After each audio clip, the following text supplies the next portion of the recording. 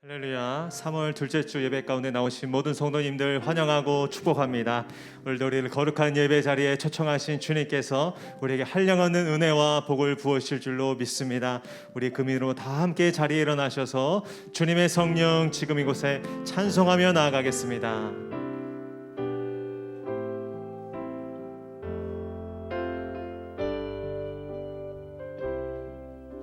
주님의 성령, 주님의 성령, 지금 이곳에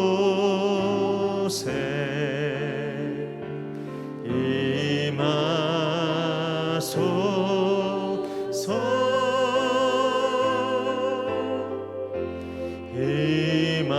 임하소서. 한 번 더. 주님의 성령, 주님의 성, 지금 이곳에, 지금 이곳에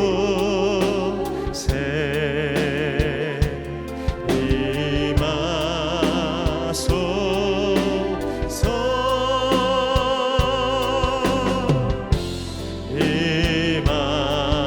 임하소서. 할렐루야.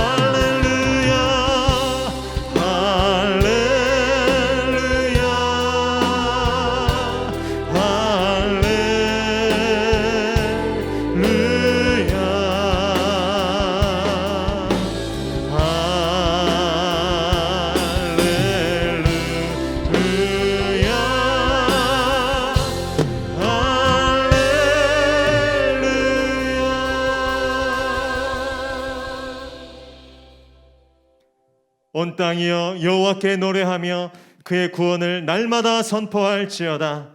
그의 영광을 모든 민족 중에, 그의 기이한 행적을 만민 중에 선포할지어다.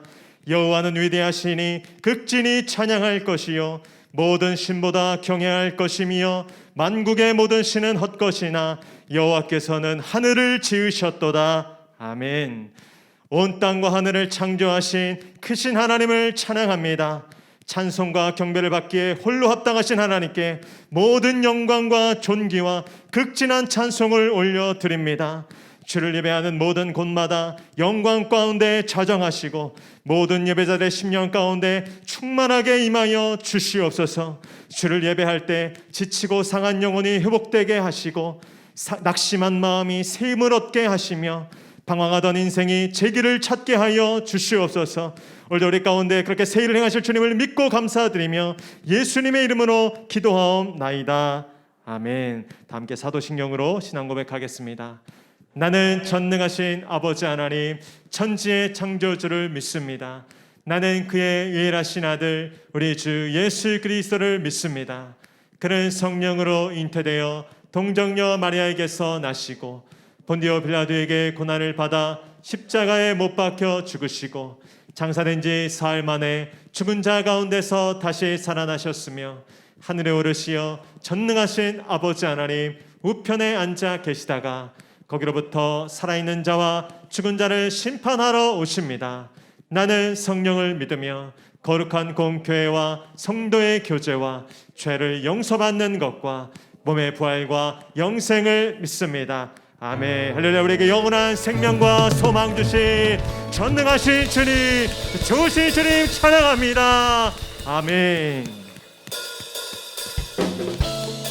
이 시간 우리 왕 되신 주님께 그 높으신 이름을 전심으로 찬송하며 나아갑니다. 찬양하세, 찬양하세, 왕께 소리 높여 찬양 드리세. 찬양, 찬양하세, 찬양하세, 왕께 소리 높여 찬양 드리세.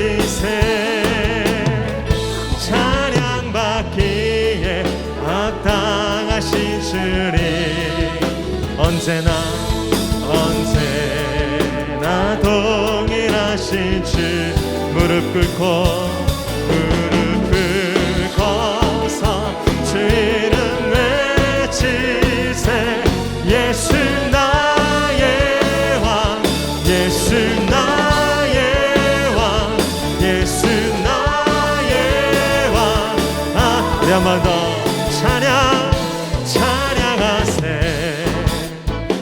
찬양하세 왕께 소리 높여 찬양 드리세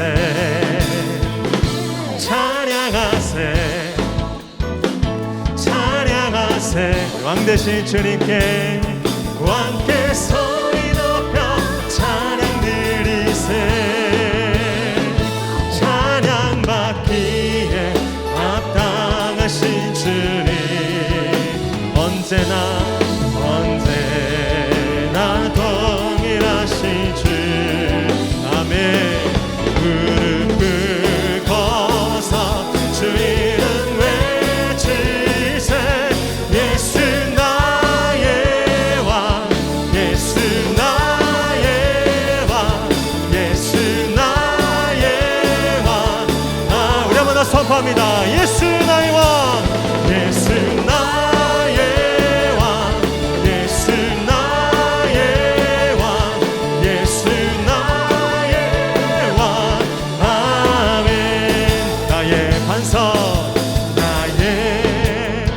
반석이신 하나님 내가 신 모든 것 완전하시니 아멘 나의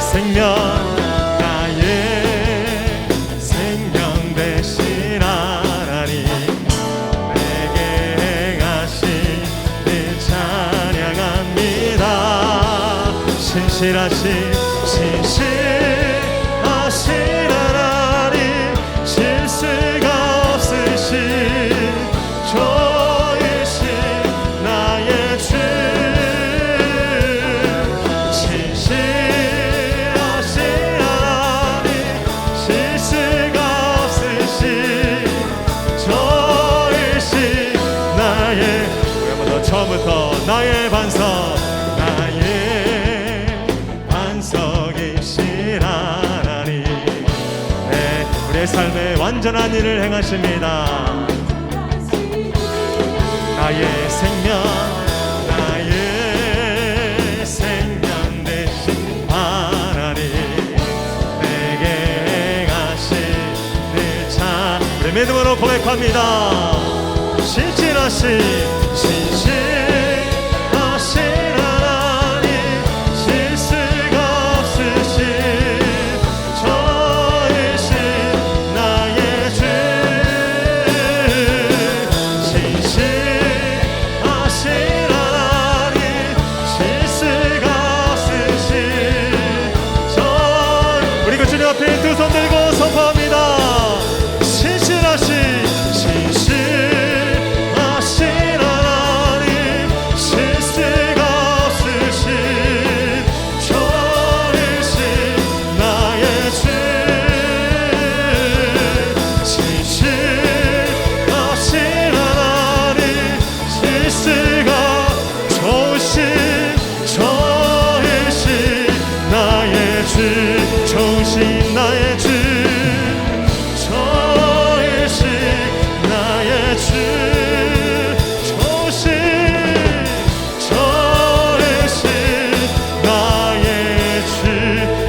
생명과 자유 주신 선하신 주님 찬양합니다. 아멘. 자리에 앉으셔서 찬송하겠습니다.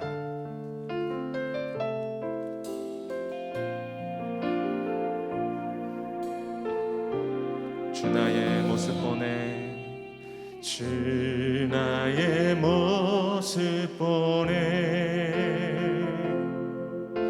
상한 나의 맘 보시네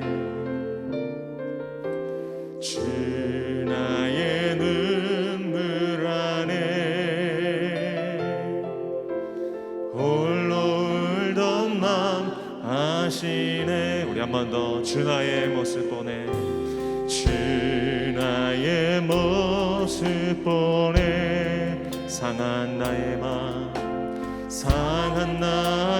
맘 보시네. 주 나의 눈물 안에 주 나의 눈물 안에 홀로 울던 나 아시네. 세상 소망 다 사라져가도 주의 사랑은 끝이 없으니 살아가는 이 모든 순간이 주의 힘을 나는. 우리 한 번 더 고백합니다. 세상 소망 사라져도 세상 소망 다 사라져가도 주의 사랑은 끝이 없으니 살아가는 이 모든 순간이 주의 힘을. 우리 목소리 높여서 찬양합니다. 주 사랑 내게 있네. 그 사랑이 날 채우네. 주네 내게 있네. 그대로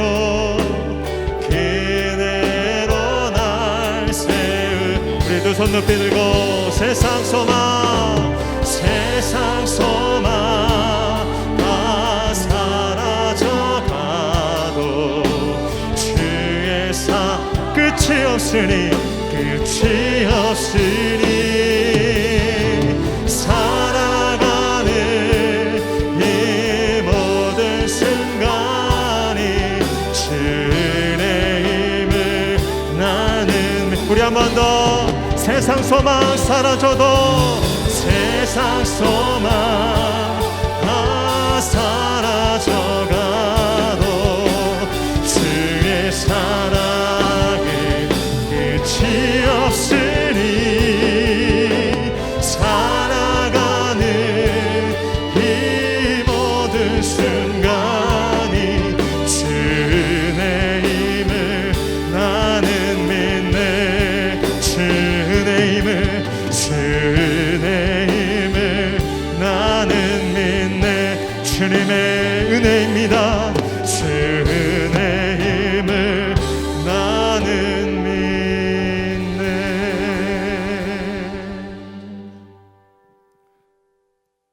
사랑과 은혜가 풍성하신 하나님 아버지, 지난 한 주간도 강해와 같은 세상을 살아갈 때에 피난처가 되어주시고 여러 질병과 위험한 순간마다 지켜주시며 건강하고 평안하게 살게 하시다가 오늘 거룩한 성일을 맞이하여 교회와 각 처소에서 예배드릴 수 있도록 인도해 주신 하나님 은혜에 감사드립니다.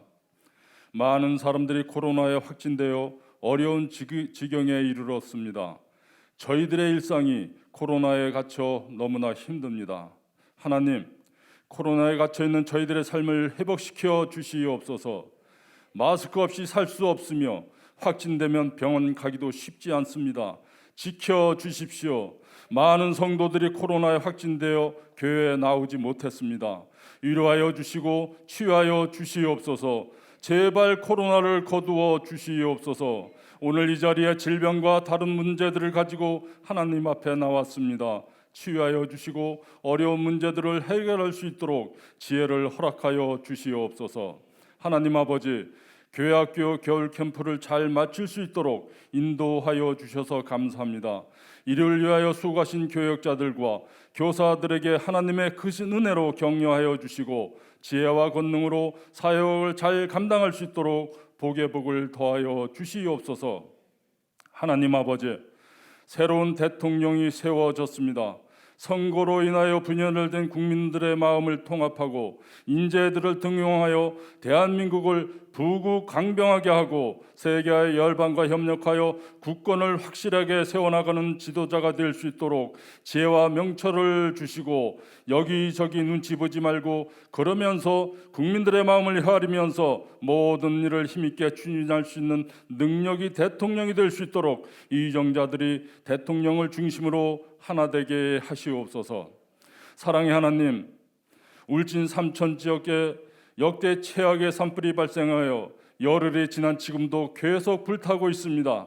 특별 재난지역으로 선포 화교에 이른 이번 산불로 수많은 가옥들과 드넓은 산림지역을 앗아갔습니다.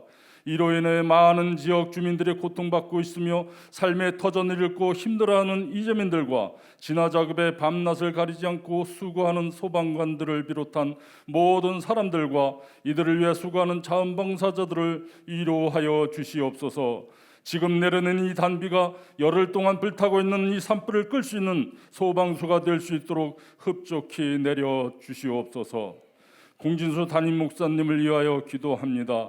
늘 건강하게 붙잡아 주시고 아프지 않게 하시고 피곤치 않게 하시며 말씀을 전하실 때마다 성도들을 위하여 기도하실 때마다 목회를 감당하실 때마다 지치지 않게 붙들어 주시옵소서.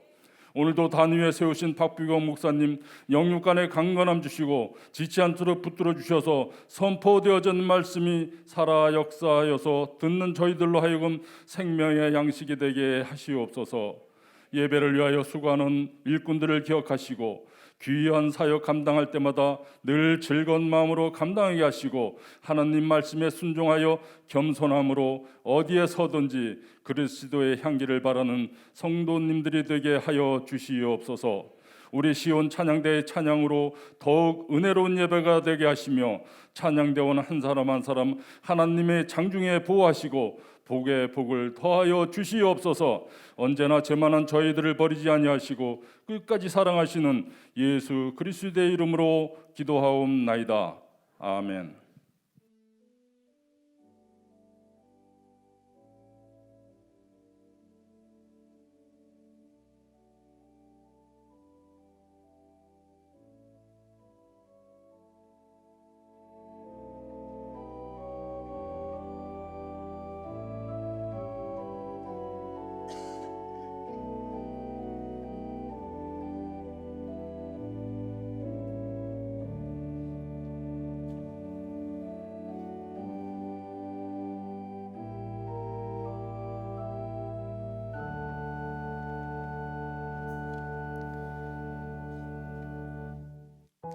할렐루야. 우리 기다리던 단비가 내리는 이 복된 날 함께 예배하는 모든 성도님들, 또 온라인으로 접속하여 함께 하시는 모든 성도님들을 축복합니다. 우리 주변에 계신 분들께 이렇게 한번 축복하겠습니다. 은혜의 단비를 내리십니다. 성령의 단비를 내리십니다. 그 은혜로 우리를 다스려 주실 줄로 믿습니다. 우리 손을 뻗어서 함께 축복하며 나아갑니다. 은혜의 주님이, 은혜의 주님이 우리를 축복하고 사랑의 주님이 함께, 우리 멀리 계신 분들께도 은혜의 주님이 우리를 축복하고 사랑의 주님이 함께 하시 나의 삶도 주님께 드립니다. 은혜의 주님이 내 삶을 축복하고 사랑의 주님이 함께 하시네. 아멘. 은혜의 주님이 내 삶을 축복하고 사랑의 주님이 함께 하시 그 좋으신 주님, 선하신 주님을 찬양합니다. 아멘. 아멘. 오늘 우리에게 주시는 하나님의 말씀은 사도행전 9장 36절로 42절의 말씀입니다. 신약성경 사도행전 9장 36절로 42절의 말씀입니다. 하나님의 말씀을 저 한 절씩 교독하시고 마지막 절 함께 읽겠습니다. 제가 36절 읽겠습니다. 욥바에 다비다라 하는 여제자가 있으니 그 이름을 번역하면 도르가라. 선행과 구제하는 일이 심히 많더니 병들어 죽음에 시체를 씻어 달하게 눕다가 욥바에서 가까운지라 제자들이 베드로가 거기 있음을 듣고 두 사람을 보내어 지체 말고 와달라고 간청하여 일어나 그들과 함께 가서 이르매 그들이 데리고 다락방에 올라가니 모든 과부가 베드로 곁에 서서 울며 도르가가 그들과 함께 있을 때 지은 속옷과 겉옷을 다 내보이거늘 베드로가 사람을 다 내보내고 무릎을 꿇고 기도하고 돌이켜 시체를 향하여 이르되 다비다야 일어나라 하니 그가 눈을 떠 베드로를 보고 일어나 앉는지라. 베드로가 손을 내밀어 일으키고 성도들과 과부들을 불러들여 그가 살아난 것을 함께 읽겠습니다. 온 요파 사람이 알고 많은 사람이 주를 믿더라. 아멘. 이제 시온 찬양대의 찬양이 있겠습니다.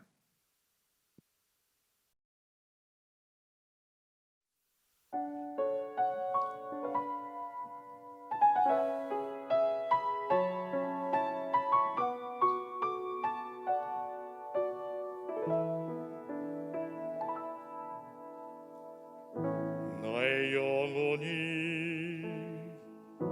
잠잠히 하나님만 바라미요 나의 구원이 그에게서 나는 도다 나의 영혼아 잠잠히 하나님만 바라라 나의 소망이 저에게서 나는 도다 오직 주만이 나의 반석 나의 구원이시니 오직 주만이 나의 산성 내가 요동치 아니하리 오직 주만이 나의 반석 나의 구원이시니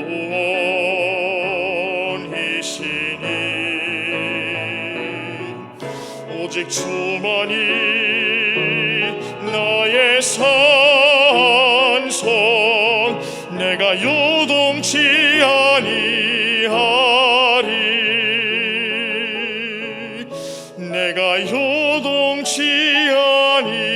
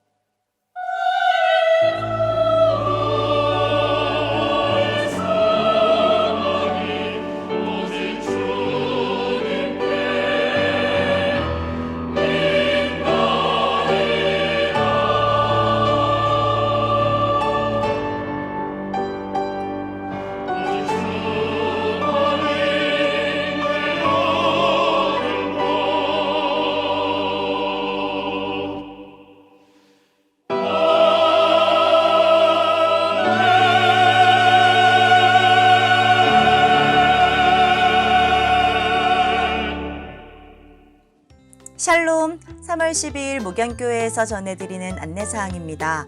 목양교회를 방문하신 모든 분들과 새롭게 출석하신 모든 분들을 환영합니다.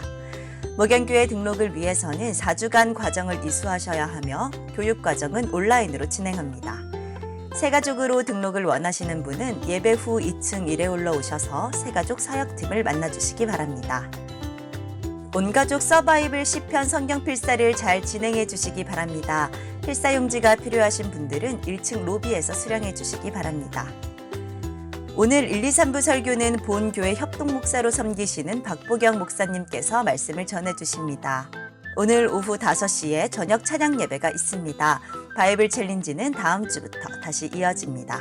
2022년 봄학기 교구 및 구역 예배가 개강되었습니다. 교회 내에서 모이시는 구역은 장소와 시간을 교회로 신청해 주시기 바랍니다. 이번 주부터 담임 목사 교구 신방이 교구별로 순차적으로 진행됩니다. 시간은 매주 목요일과 금요일 오전 11시와 오후 2시이고 장소는 교회 2층 담임 목사실입니다. 배정된 교구의 구역별로 담당 교역자에게 신방 신청을 해주시고 신방에 참여해 주시기 바랍니다. 수요 여성예배에서 3월 16일부터 오전 여성예배 후에 큐티 모임과 학부모 기도 모임이 시작됩니다. 신청은 교회 홈페이지에서 해주시기 바랍니다. 매월 마지막 주에 세례식이 있습니다. 신청은 사무실 또는 담당 교역자에게 문의 바랍니다.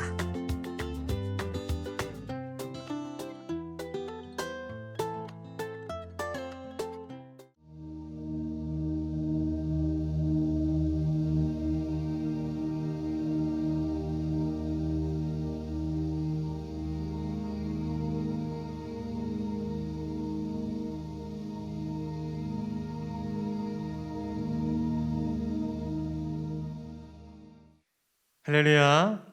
많은 어려움 중에도 잠잠히 하나님을 바라며 여전한 믿음으로 예배하고 찬송하시는 모든 성도님들 환영하고 축복합니다.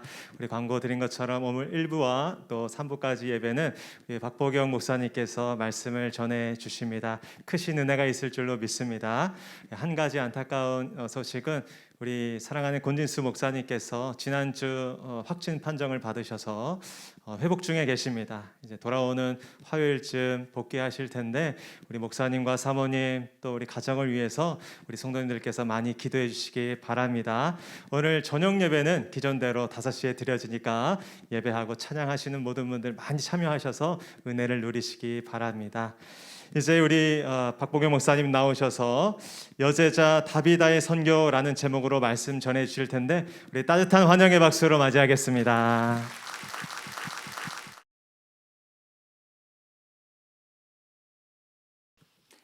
말씀을 시작하기 전에 최근에 제가 경험한 것을 좀 나누고 싶습니다. 특별히 오늘 찬양을 들으며 제 마음에 그 가사 한 절 한 절이 간절한 기도로 다가왔습니다. 여러분들이 찬양이 하나님께 올려졌으리라 믿고 저 또한 함께 기도하는 마음을 찬양에 동참했는데 너무나 큰 감동과 은혜의 시간이어서 감사를 드리고 싶습니다. 제가 최근에 경험한 것 중에 하나가 설교를 이렇게 계속 하루에 여러 번 하는 것이 얼마나 힘든지를 경험한 게 있었습니다. 그 얘기를 먼저 제가 하고 싶은데 제가 오늘 이제 설교 준비를 해야 되고 또 마음에 이 설교가 이제 잘 준비되려면 마음에 부담이 있습니다. 그러다 보니까 새벽에 잠을 못 이루고 새벽 일찍 일어나서 마음의 준비와 성령께서 역사해 주길 바라는 마음으로 기도를 하고 그리고 제일 먼저 아마 제가 저기 교회 바로 앞에 차를 제일 먼저 세워놨던 것 같아요. 새벽 6시부터 와 있었습니다. 그리고 7시 반 예배 그리고 또 하고 한번 설교를 할 때 진력을 다 쏟아내다 보니까 사실 제가 다리가 좀 호들거리고 내가 3부 설교를 할 수 있을까 하는 그런 마음에 두려움이 있었습니다.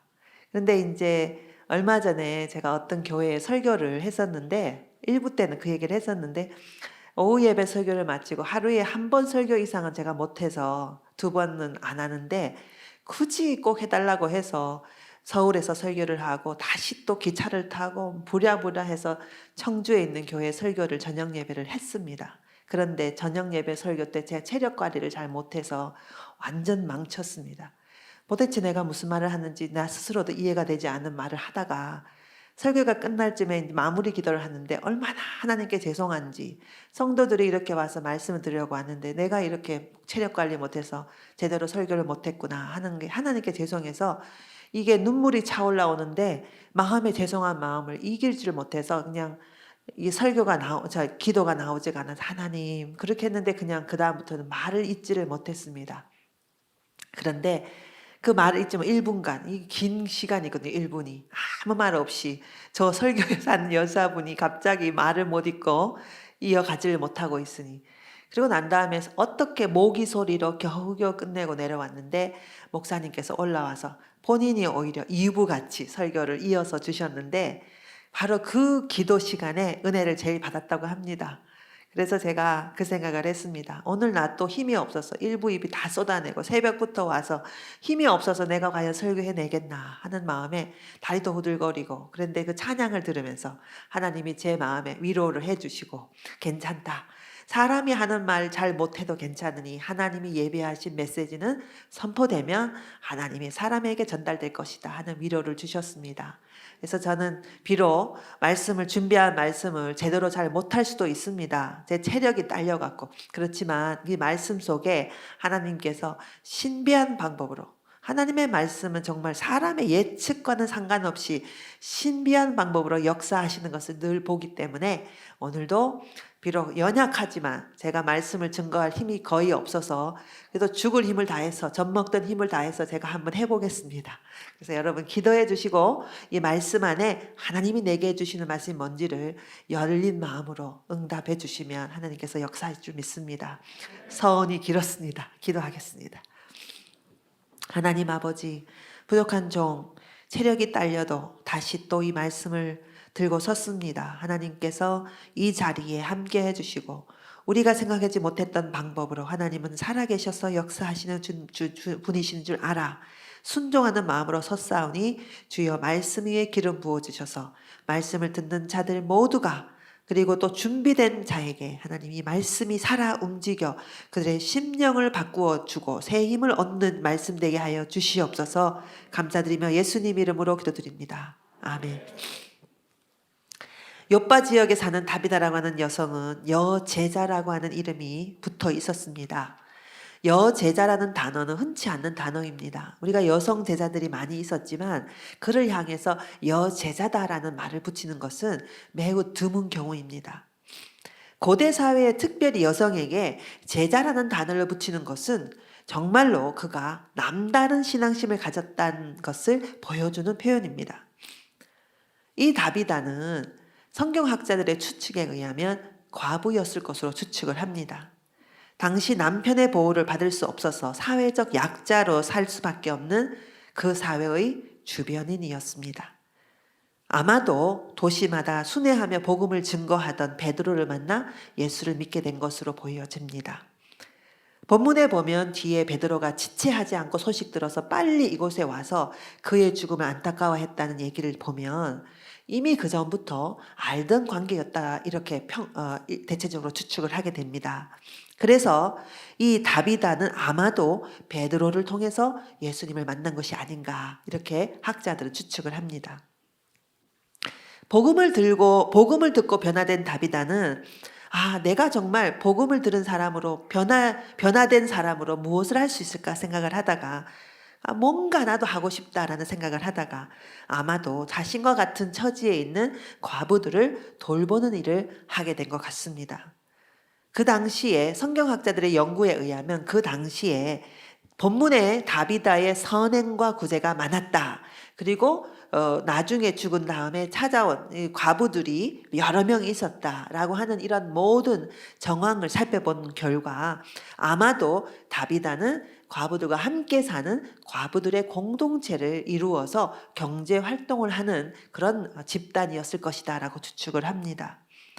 당시 여성과 남성이 뚜렷하게 직업을 다르게 하고 있었기 때문에 여성들의 구역에 따로 모여서 옷 찢는 일을 하는 사람들의 공동체, 여성들의 공동체를 가지고 여성들이 이 과부들이 모여서 옷 찢는 법을 가르쳐주고 그 옷을 가지고 지은 옷을 팔아서 생활할 수 있게 하는 경제활동 공동체였다라고 추측을 하는 것입니다. 다비다가 그런데 여러분 잘 아시는 대로 병이 들었습니다. 그리고 그 소식이 베드로에게 전해졌고 병이 들어 결국에는 죽음에 이르렀다는 소식을 듣고 베드로는 급하게 도착을 한 것입니다. 베드로가 도착을 해서 보니까 다른 과부들이 너무나도 슬퍼하며 눈물 흘리고 있는 모습들, 그리고 무엇보다 다비다가 고생하며 지었던 겉옷과 속옷들 자체가 눈물 흘리지 않지만 인간일 수 없으나 그 옷 자체에서 흘러내리는 슬픔의 그 소식이 그 옷에서부터 흘러나오는 것을 보며 베드로는 너무나도 슬퍼서 어쩔 줄 몰라 하다가 결국에는 너무나도 과감한 기도를 하게 된 것입니다. 잘 아시는 대로 그 이후의 이야기는 이 죽었던 과부가 이 다비다가 살아나는 놀라운 경험을 하게 됐고 그 소식이 온 동네에 퍼져서 요빠 도시 보그마가 일어났다라고 하는 것이 이 이야기의 전체 이야기입니다. 여러분 오늘 이 본문을 읽을 때에 흔히 믿음의 용사 베드로야말로 대단한 인물이 아닌가라고 생각하기가 쉽습니다. 병자를 고치는 일은 간혹 일어날 수 있습니다. 지금도 병자가 낫는 하나님의 신유의 기적에 의해서 낫는 경우도 종종 있습니다. 교회 역사 안에서도 병자가 낫는 경우도 많습니다. 그런데 성경에는 많은 병자가 나았지만 죽은 자가 살아났다는 사실은 별로 없습니다. 예수님 자신도 딱 세 번의 죽은 자를 살리는 기적을 하셨습니다. 제자들 중에 죽은 자를 살리는 기적이 베드로와 오늘 본문 뒤에 나오는 사도행전에 바울의 이야기가 있습니다. 그래서 죽은 자를 살리는 기적은 흔치 않습니다. 그래서 어쩌면 사람들은 베드로야말로 진정한 위대한 하나님의 종이 아니냐, 예수님처럼 죽은 자도 살리는 위대한 인물이 아니냐라는 생각을 하기가 쉽습니다. 그래서 이 위대한 기적의 도시 보그마의 이 기적의 주인공을 베드로에게 둘 수가 있는 경우가 있습니다.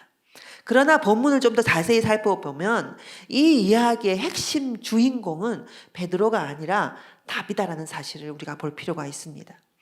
만약에 이 여인의 희생적 삶의 이야기가 없었더라면 그녀의 선행에 깊은 감동을 받은 욥바의 그리스도인들도 없었을 것입니다.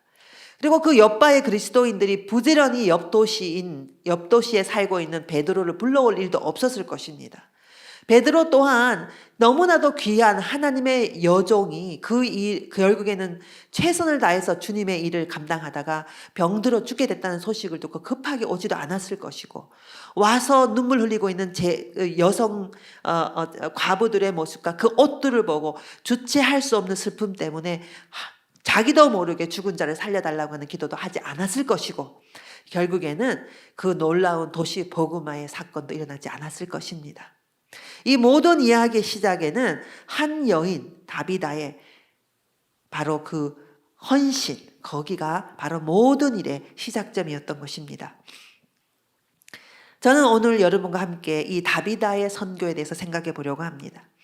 어떤 생각에서 죽어서 누워있는 아무것도 하지 않는 수동적 존재로 하나님의 기적만을 기다리고 있는 여인의 모습으로 다비다를 그리는 것이 아니라 그의 그 현장 거기까지 이르기까지 그의 생애에 걸쳐서 그가 쏟아부었던 선행과 하나님 사랑의 실천들이 다 모여서 오늘 이 기적의 주인공으로 하나님의 기적의 바로 헌신자로 기여자로 그리고 공헌자로 우뚝 서 있는 하나님의 선교의 사명자 바로 다비다의 선교에 대해서 우리가 살펴보려고 하는 것입니다. 오늘 다비다의 선교에 대해서 함께 살펴보면서 저는 여러분에게 한 3가지로 다비다의 선교에서 우리가 배울 수 있는 것을 살펴보려고 합니다. 첫 번째로 다비다의 선교에서 다비다의 이야기에서 알 수 있는 것은 하나님의 선교, 하나님의 일의 그 시작점에는 항상 슬픔과 깨어짐과 절망이 있다는 것입니다. 슬픔과 절망과 깨어짐의 경험은 그 자체에 고통스럽지만 그 경험 이면에 하나님의 선교, 하나님의 하시는 일이 새롭게 움터오고 있다는 사실을 절대로 여러분들은 기억할 필요가 있습니다. 다비다의 선교는 과부됨의 경험에서부터 시작이 된 것입니다. 다비다는 자신의 고난과 깨어짐의 경험, 그 슬픔의 경험에서부터 다른 이웃을, 비슷한 경험을 하고 있는 다른 이웃을 돌보는 단계로 넘어갔기 때문에 하나님의 일을 그가 할 수 있었던 것입니다. 고난을 경험하게 되면 사람들은 첫 번째 반응이 내가 하나님으로부터 버림을 받은 것인가 라는 생각을 하기 쉽습니다. 도대체 왜 내가 무엇을 잘못해서 이렇게 어려운 일을 당하게 됐나 라는 생각을 자신도 모르게 하게 되는 것입니다. 저도 그랬습니다. 여기 계시는 분들은 제가 이 교회에 출석하고 있는 성도 협동 목사로 있기 때문에 여러분들이 잘 아시는 분이 많으시리라 생각되는데 5년 전에 저도 남편을 하늘나라 보냈을 때에 저의 첫 반응이 하나님 제가 뭘 잘못했습니까? 너무 젊은 나이에 하나님과 함께 하나님이 원하는 일을 하겠다고 부부 목회자로 헌신했는데 하나님 제가 뭘 잘못했습니까? 라는 질문이 저도 모르게 일어나는 것을 경험했습니다. 이해가 되지 않으니까 하나님 왜 저를 버리십니까? 하나님 너무하신 거 아닙니까? 라고 하는 반응이 첫 번째로 나오는 것을 보고 목사인 저도 그런데 어려움을 경험하고 슬픔을 경험하고 깨어짐을 경험할 첫 번째 반응은 하나님 제가 뭘 잘못했습니까? 라고 하는 질문이 일어나는 것은 너무나도 자연스럽습니다. 그래서 요한복음 9장에 보면 제자들이 예수님 눈먼 자를 향하여서 예수님 저 사람이 눈먼 것이 자신의 죄 때문입니까? 부모의 죄 때문입니까? 라는 질문을 했는데 물론 예수님의 답변은 누구의 죄 때문이 아니다라고 말씀하셨으나 그 질문 자체에서 볼 수 있듯이 우리는 고난을 당하게 되고 어려움을 겪게 될 때 첫 번째 나오는 반응이 하나님의 저주가 아닐까? 하나님의 벌이 아닐까라는 생각을 우리도 모르게 하게 되는 것입니다. 다비다도 그랬을 것입니다. 왜 나에게 남들이 하지 않는 과부됨의 경험을 하나님이 주셨을까? 나는 왜 이 경험을 해야 될까? 라는 생각을 하지 않을 수가 없었을 것입니다. 그러나 다비다는 그 슬픔의 자리에 오래 머물러 있지 않고 일어나게 됐다는 것을 본문이 보여주고 있습니다. 그가 다른 종류의 자기와 비슷한 종류의 다른 사람의 슬픔에 관여하기 시작했다는 것을 그 다음 본문이 보여주고 있기 때문에 그렇습니다. 다른 사람의 불행을 돌보기 시작했기 때문에 그렇습니다.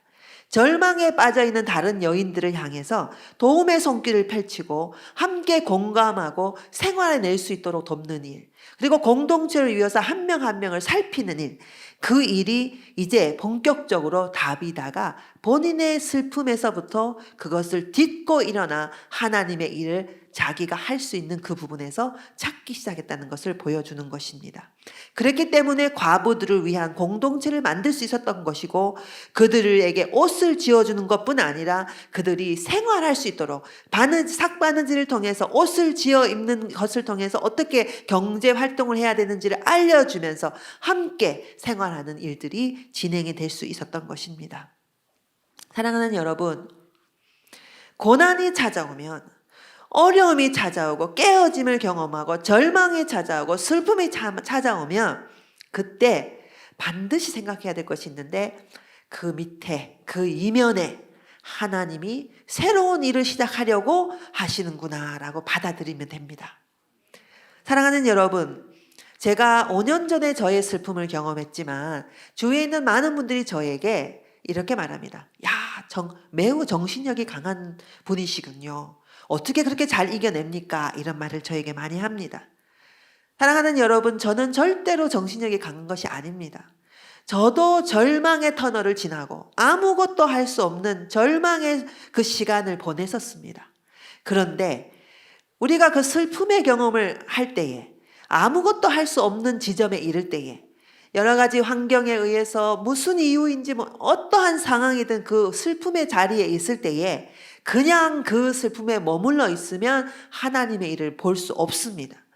거기에서 하나님이 하시는 일이 무엇인지를 찾아내려고 하는 성찰의 시간, 숙고의 시간, 하나님께서 무슨 말씀을 하시는가 그것은 혼자 할 수 없기 때문에 함께 도와주는 사람이, 동지들이, 동력자들이 함께 공동체를 이루어서 그 일을 감당할 때에 일어날 힘을 얻게 되는 것입니다. 저 또한 그랬습니다. 이 어려운 순간을 내가 어떻게 이겨낼 수 있을까? 상상하기 어려운 일이었으나 그것을 통과해내는 데는 저 혼자만의 숙고 시간은 아니었습니다. 그 이후에 5년 전에 저희 남편을 하늘나라 보내고 3년 만에 2020년 2월에 대구에 집단 코로나 발생했을 때 저는 저의 심정적 어머니와 같은 저의 큰언니, 친언니를 하늘나라로 코로나 집단 발병 하늘나라 보내면서 또다시 죽음을 경험을 했습니다. 죽음이 이렇게 가까이 있구나. 이렇게 우리는 죽음 이후의 삶을 항상 가까이서 준비해야 하는구나 하는 것을 다시 배우게 됐습니다. 저는 5살 때 저희 아버지가 하늘나라 갔기 때문에 제 인생에 있어서 큰언니는 어머니와 같은 존재였습니다. 딸만 7 있는 집에 막내딸 5살이었기 때문에 저에게는 그 큰언니가 어머니와 같은 분이었는데 제 인생에 있어서 아버지와 같은 분을 지난 12월 25일 작년 2021년 12월 25일 하늘나라 보내면서 다시 한 번 더 죽음이 우리 곁에 가까이 와 있는구나 하는 것을 다시 또 배울 수가 있었습니다. 연이어 맞닥뜨리는 슬픔의 경험 속에서 반복해서 배우는 것, 반복해서 주님께서 제게 말씀해 주시는 것, 그것은 너는 죽음 이후의 삶을 준비하고 있느냐? 갑작스럽게 찾아오는 죽음 이후의 삶에 너는 과연 준비되어 있느냐? 라는 주님의 질문에 끊임없이 제가 답변을 드려야 됐었습니다. 사랑하는 여러분, 우리는 어느 순간 나는 왜 이런 불행한 일이 연거푸 일어나는 거야. 나는 하나님의 저주를 받았나? 도대체 내가 뭘 잘못해서라고 하는 시간으로 헛되이 보내지 않고 그 속에 주님이 말씀하시는 것이 무엇인지 생각하며 그렇구나. 삶과 죽음은 이렇게 가까이 있으니 오늘 내가 살아있는 것만으로 나는 하나님이 원하는 일을 해야 되는구나 하는 것을 배우고 격려하고 바로 옆에 있는 분에게 슬퍼하는 자에게 고단 속에 있는 자에게 다시 한번 하늘 소망을 상기시켜주고 선포하고 공동체가 함께 하나님의 살아계심 속에 우리는 죽거나 죽지 않음을 다시 만남을 꿈꾸는 그러한 공동체를 통해서 계속적으로 슬픔을 되새기고 그것을 새롭게 해석하는 시간이 우리에게 주어질 때 우리는 슬픔 속에서 하나님의 일을 발견할 수가 있습니다. 둘째로 다비다의 선교에서 얻는 중요한 교훈이 있는데 첫 번째는 편안할 때 하나님의 일을 발견하는 것이 아니라 어려울 때 하나님의 일이 발견된다라는 것입니다. 저는 특별히 코로나라고 하는 이 시기가 하나님이 너무나도 가까이 와 있는 시기라는 생각이 듭니다. 왜냐하면 우리가 다 마음이 가난해져 우리는 아무것도 할 수 없는 무능한 존재라는 것을 모두가 함께 공감하고 느끼고 있는 시기이기 때문에 하나님이 더 가까이 있는 것을 느낄 수 있는 시기입니다. 그래서 지금이야말로 하나님의 일을 할 수 있는 시기가 들어왔다는 것을 보여준다는 것입니다. 두 번째로 우리가 다비다의 선교에서 배울 수 있는 것은 하나님의 일은 자신이 할 수 있는 그 만남, 그 현장에서 일어난다라고 하는 것을 보여주고 있습니다. 다비다는 대단한 일을 하려고 한 것은 아니었습니다. 다비다가 교회를 개척한 게 아닙니다. 다비다가 선교 프로젝트를 한 게 아닙니다. 다비다는 그저 자기가 할 수 있는 작은 일, 그러나 다비다만이 할 수 있는 일, 그것은 자기와 비슷한 처지에 있는 사람을 돌보는 일, 그 일이 다비다가 했던 일인 것입니다. 다비다는 자신의 슬픔의 경험을 자원 삼아 다른 사람에게 위로했던 일을 감당했습니다. 바느질을 통한 섬김을 또한 했습니다. 자신의 기술, 자신의 능력을 활용해서 다른 여인네들을 돌보는 일을 또한 그가 했습니다. 사랑하는 여러분, 주님이 여러분에게 말씀하시는 것, 그것은 네가 할 수 없는 일을 하라는 게 아니라는 겁니다. 우리가 할 수 있는 일, 저는 여러분들이 하나님의 일이라고 하는 것이 목사나 전도사나 장로님, 사역자만 하는 것이 아니고 모든 성도는 모든 예수 그리스도를 주로 고백하는 모든 성도는 그 성도가 되는 순간 하나님의 사역자가 된다는 사실을 기억하셔야 된다고 생각합니다. 여러분들이 하나님의 사역자로 부름을 받았다. 이 세상 속에서 하나님의 사역자로 여러분이 역할은 다르지만 그 하나님의 일꾼으로 부름 받았다면 여러분이 할 수 있는 일로 부름을 받았다는 것, 여러분이 만나는 그 만남의 장으로 파송받았다는 사실을 기억하시기 바랍니다.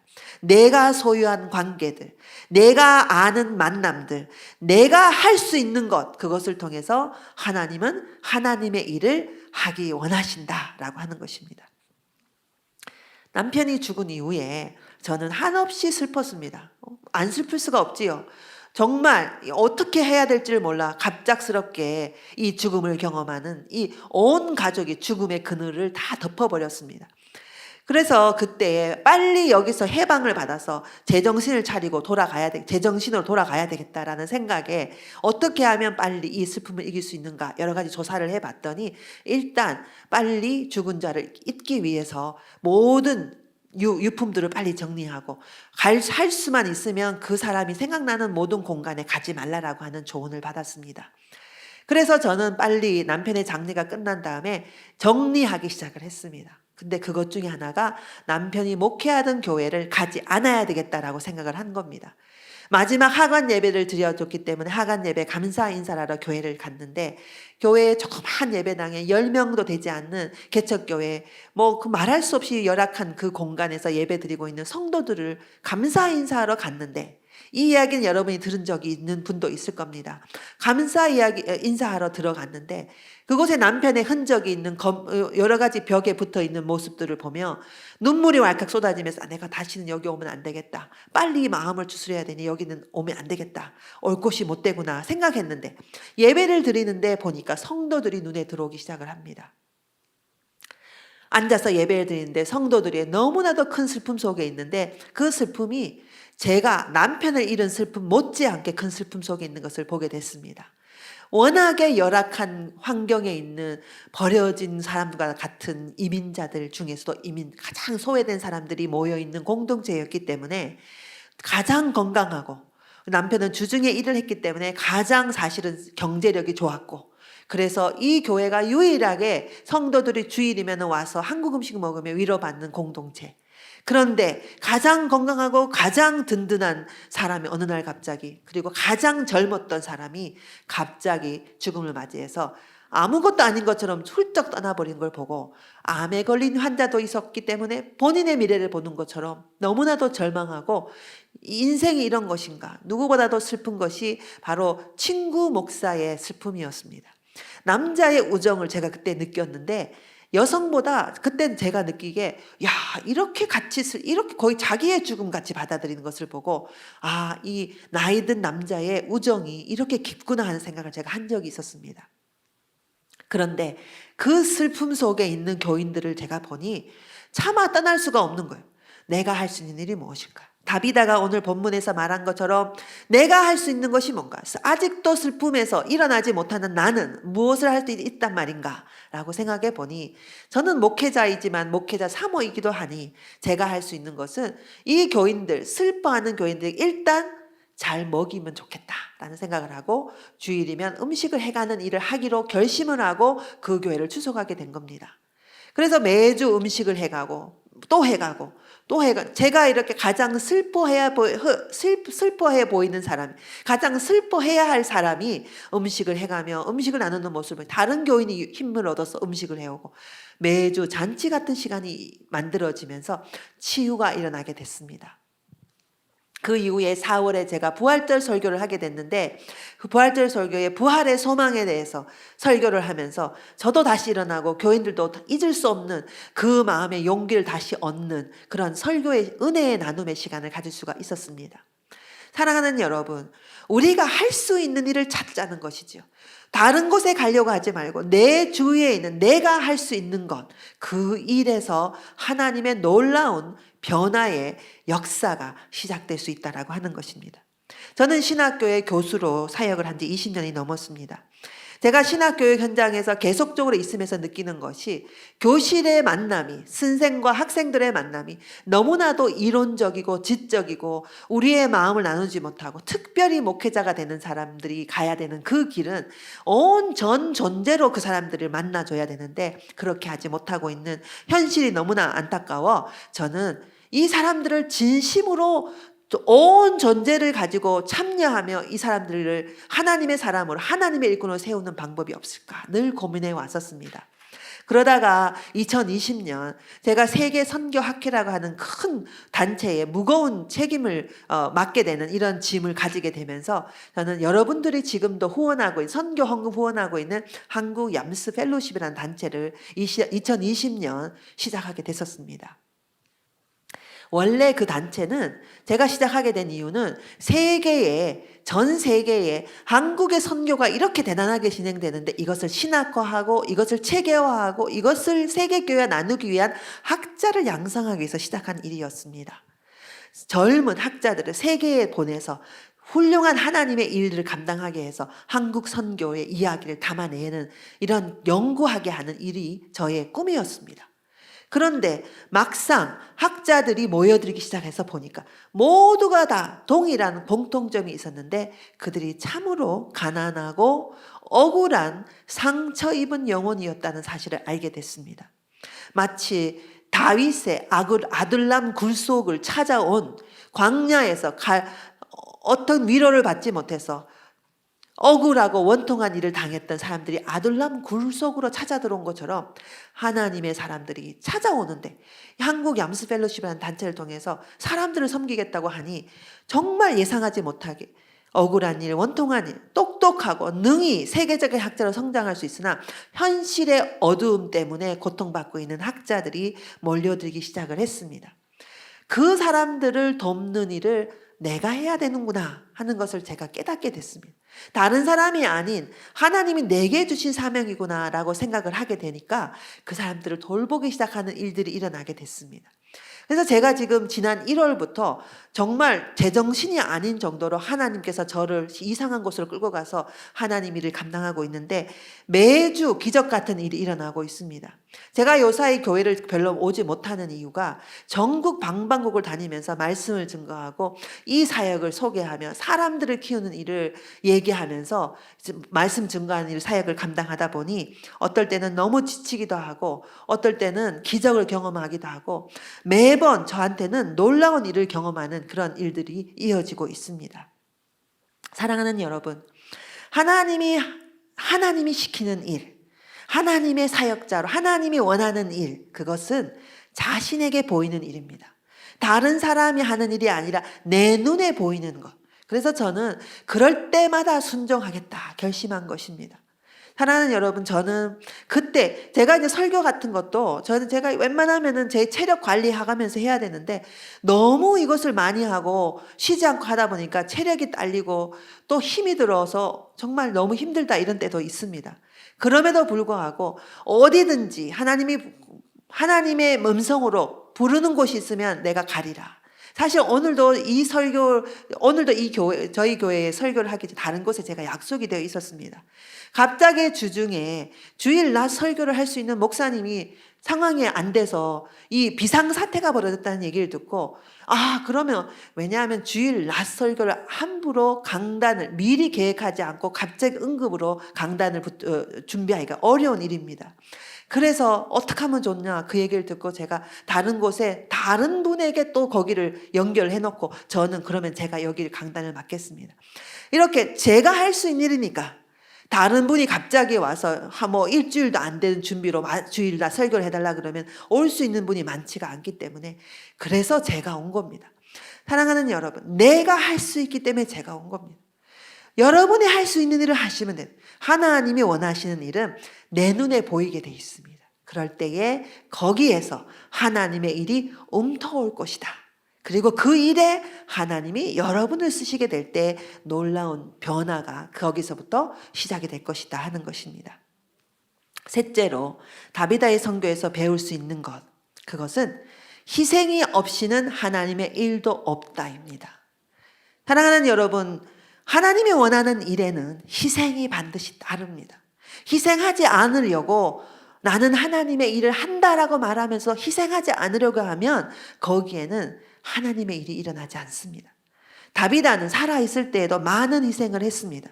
사람을 돌보는 일 결코 쉽지 않았을 것입니다. 과부들의 공동체, 개성이 다 있는 사람들을 함께 어울려 사는 것이 결코 쉽지 않았을 것입니다. 생계를 책임지는 일 결코 쉽지 않았을 것입니다. 바느질을 가리키면서 경제 활동을 하는 것을 가리키는 그 일 쉽지 않았을 것입니다. 자신도 힘을 다해서 일을 했기 때문에 과로로 죽었을 수도 있는 것입니다. 정확하게 무슨 이유인지 병인지 알 수 없으나 어쨌든 그는 죽음을 맞이했습니다. 그러나 여러분, 다비다의 죽음이 없었다면 도시 보그마가 없었을 것입니다. 다비다의 가장 위대한 희생은 자신이 죽음으로 도시 보그마를 위한 씨앗이 되었던 것입니다. 어떤 열매를 거두기 위해서는 희생이 필요합니다. 주님께서 한 알의 밀알이 떨어져 땅에 썩지 아니하면 열매를 맺을 수 없다라고 하는 말이 바로 그 말입니다.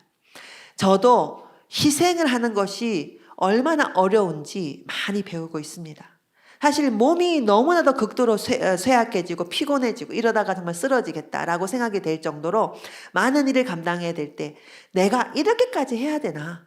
아닌 말로 장신대 교수로 누가 하라고 하는 것이 아닌데 내가 이렇게까지 전국을 다니며 2번 가서 또 설득하고 또 만나서 연결하고 이 일을 내가 이렇게까지 해야 되나? 라는 생각이 들 때도 있습니다. 뭐 대단한 거 하겠다고 일어나 하는 생각이 들 때도 있습니다. 그러나 그럴 때마다 다시 한번 생각합니다. 이 희생이 필요하다. 일전에 어떤 이 얘기는 이제 더 얘기가 길어지겠죠. 너무 많은 하나님이 많은 걸 경험하게 하십니다. 솔직히. 그래서 제가 이걸 다 담아내지 못하게 해서 이 짧은 시간에. 근데 작년 8월에 있었던 일인데 정말 하기 싫었던 일이었어요. 이건 그냥 고개만 돌리면 안 해도 되는 일이었습니다. 왜냐하면 이미 많이 했기 때문에.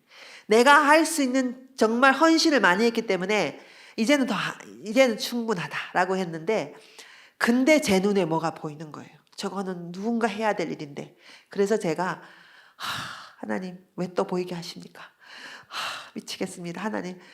그리고 정말 외면하고 싶습니다. 그렇게 했는데 제 마음에 이거는 외면하면 안 되겠다. 제 마음에 외면하면 안 되겠다는 생각이 들어서 그거를 이제 했는데 저희 딸이 함께 살았던 그 당시 딸이 저한테 이렇게 엄마도 해. 그게 제가 이제 기부하는 거였습니다. 근데 그 말을 듣는데 그렇지. 좋아. 내가 먼저 마중물 댈게. 그리고는 제가 제 생각에는 정말로 큰 돈을 딱 먼저 기부를 해버렸어요. 그리고 난 다음에 제가 전화를 돌렸습니다. 하나님, 누구 목사님 이런 일을 제가 합니다. 이거는 이제 이 일이 아닙니다. 다른 일이었는데 그런 얘기를 했는데 정말 한참 지난 다음에 돌아보니 상상할 수 없을 정도의 우리 신학생들을 위한 일이었습니다. 그래서 그 일이 일어나는 것을 보고 하나님께서 제일 먼저 내가 희생하는 마음으로 먼저 마중물에 헌금을 드리고 나니 하나님은 이렇게 놀라운 기적을 주시는구나 하는 경험을 한 적이 있는데 그러한 경험이 계속 이어지는 거예요. 그래서 희생하기 싫은데 저도 희생하기 싫습니다. 그런데 그 희생을 통해서 하나님이 일하시는구나 하는 것을 제가 경험하게 되면서 저의 희생을 하나님께 드려야 되겠다 생각을 하게 됐습니다.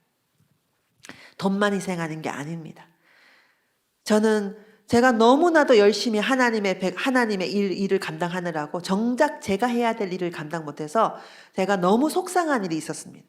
너무 속상하고 부끄럽고 정말 쥐구멍 속에 들어가고 싶은 일이 있었는데 그 일을 나는 왜 내 스스로 이런 일을 나 희생당하는 이런 일을 하게 됐을까 이런 얘기를 했을 때에 또 그 딸이 저를 이렇게 말해요. 엄마, 그게 엄마가 감당해야 될 희생의 대가야. 제가 그 얘기를 듣고 할 말을 잃었습니다. 그래, 알았다. 내가 희생하는 만큼 하나님의 일이 이루어지는 거라면 희생하겠다 결심을 했습니다. 2주 전에 이 희생을 다시 요구하는 일이 제게 또 일어났습니다. 수원에 있는 작은 교회에 설교를 하러 갔었습니다. 10명, 15명 정도 되는 15명보다 조금 더 많은 작은 교회에 설교를 하라고 해서 어디든지 설교를 부탁하면은 저는 뭐 갑니다. 그런데 그곳에서 설교를 했는데 이 목사님이 이 사역에 감동을 받았는지 저한테 그날 주일 그날 주일 예배에 총 헌금하겠다는 거예요. 그래서 제가 목사님, 저는 그거 못 받습니다. 그랬는데 이 목사님이 기어이 그 전액을 지어주시면서 하나님이 원하는 사역에 참여해라 라고 말씀하시는데 그 액수가 66만 3천 원이었습니다. 제가 그 돈을 들고 하나님이 도대체 이 돈을 그리고 저에게 사례비로 설교 사례비로 준 액수와 그리고 본인이 너무나도 어려운 주일 헌금도 가장 많이 나온 헌금이 66만 거의 10년 개척교회를 하면서 지금 미자리 교회로 있었는데 이렇게 많은 주일 헌금이 나온 적이 없다고 말할 정도의 많은 액수가 나왔다면 다른 날 주일 헌금이 얼마나 많이 나왔겠습니까? 그런데 그 목사님이 참으로 부끄러운데 여러분들 이 말씀을 듣고 시험에 들지 말기를 바랍니다. 신앙생활 초년생들은 이게 시험이 될 수 있는데 참고적으로 저는 설교하고 사례비 받는 걸 제 개인적으로 쓰지 않습니다.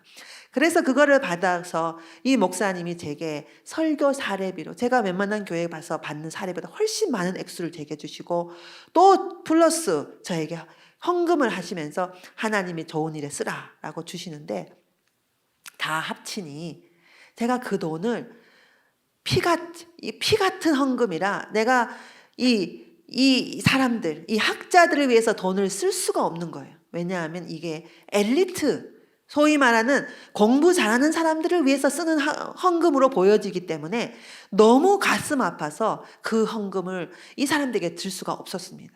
그래서 하나님 도대체 이 작은 액수지만 엄청나게 소중한 이 헌금을 누구에게 쓰라고 주십니까?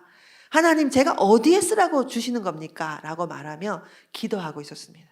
그런데 그 설교가 끝나고 그 헌금을 받고 집에 돌아와서 일주일이 지났는데 어떤 말할 수 없이 고단하고 눈물 흘리는 한 사람을 만나게 됐는데 남자 장정 50이 가까운 남자가 한없이 눈물을 흘리면서 본인의 삶이 아둘람과 같은 곳이며 지금의 현재가 다 요셉의 잊혀진 13년의 세월이라고 호소하며 눈물 흘리고 저에게 자기의 억울한 심정을 토로하는데 하나님이 보낸 사람이 이 사람이구나 라는 생각이 들어서 급한 마음에 있는 것 제가 그동안 모아놓던 사실은 흘려보낼 곳을 찾고 있었기 때문에 모아놓은 거 모두 바쳐서 그분에게 아둘람 장학금을 드리며 하나님의 위로를 이 헌금은 하나님의 위로이니 좌절하지 말고 다시 용기 내어 하나님의 일을 감당하십시오라고 전달해 주었습니다. 제가 좋은 일 했다고 자랑하는 게 아닙니다. 저는 어쩌면 이거를 공개함으로써 여러분들에게 다 얘기함으로써 하나님으로부터 받을 상급을 잃어버리는 거일 수도 있습니다.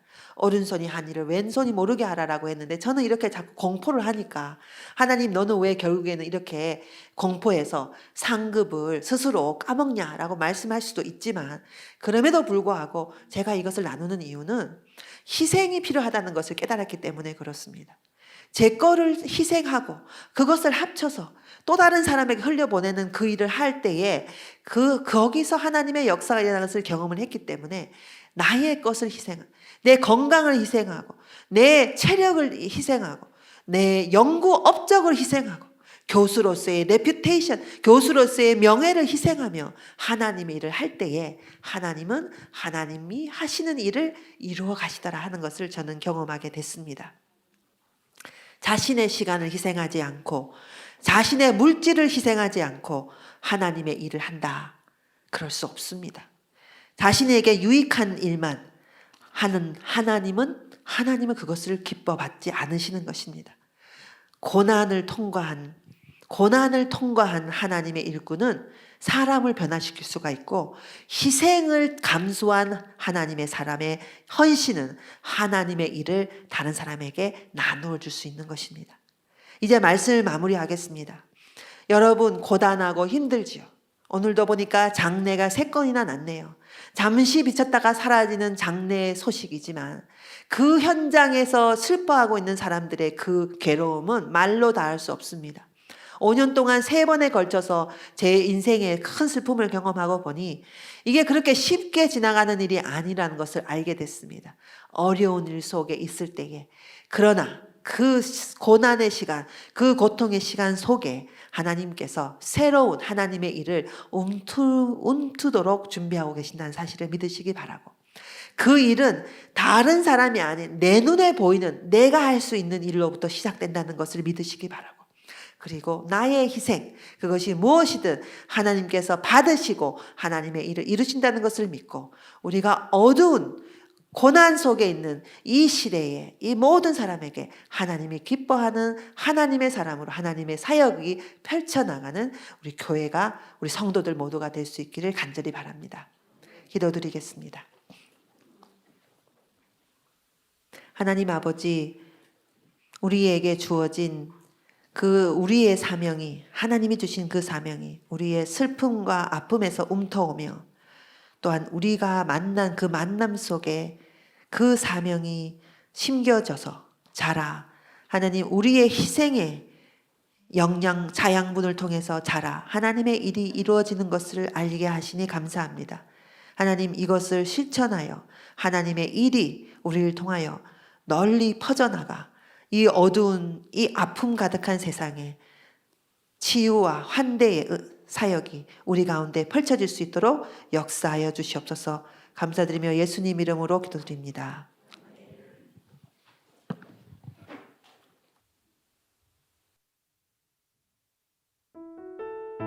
네, 주신 말씀 기억하며 다 함께 자리에 일어나셔서 우리 봉헌 찬송 올려드리겠습니다.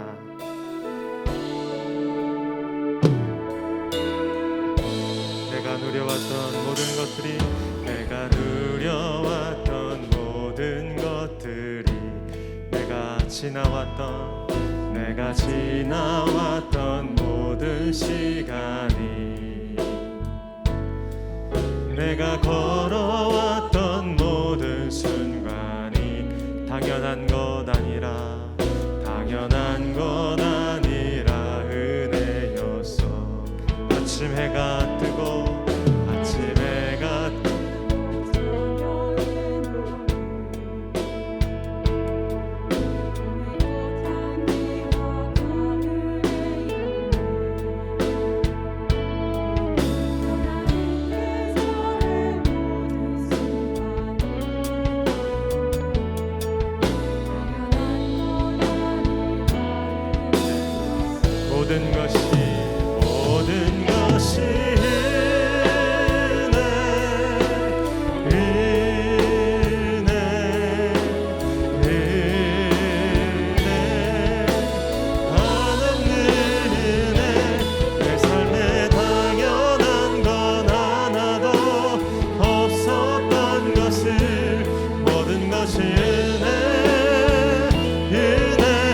모든 것이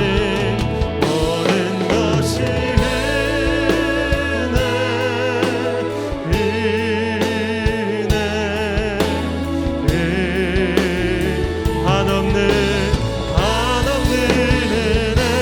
내 삶에 당연한 건 하나도 없었던 것을, 모든 것이 은혜, 모든 것이 모든 것이 은혜여서, 모든 것이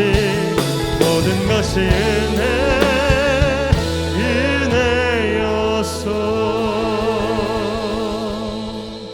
하나님, 모든 것이 주님의 은혜입니다.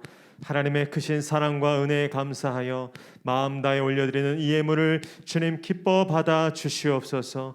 하나님의 선교가 시작되고 펼쳐져 생명을 살리고 구원하는 일에 귀하게 사용하여 주시옵소서.